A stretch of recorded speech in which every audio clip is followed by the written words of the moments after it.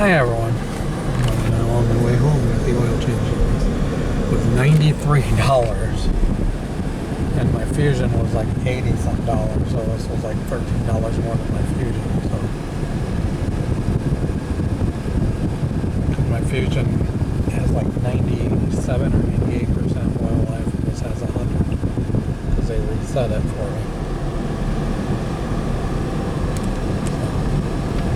I made sure I kept that up because the last time I didn't keep the oil life up and they were resetting my trip odometer, my fuel economy and all that, and it's like I don't mess with that stuff.